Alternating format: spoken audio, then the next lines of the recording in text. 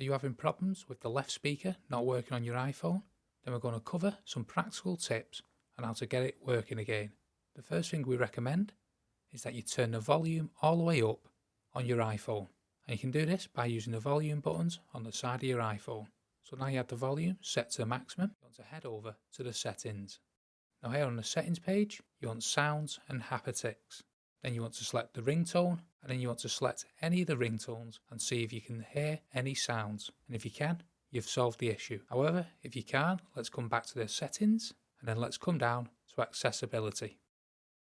And on the accessibility, you want to scroll down to audio and visual. Now on the audio and visual, you want to come right to the bottom, and you'll see this balance section here. And if your balance is set all the way to the left or all the way to the right, then you want to balance it into the middle, and this should make your iPhone sound a lot better. If you want to come back to the main settings page and come to sounds and haptics, then you want to select the ringtone again and then click any of the ringtones. Then if you still can't hear the ringtones after that, then I suggest turning your phone off and then on again.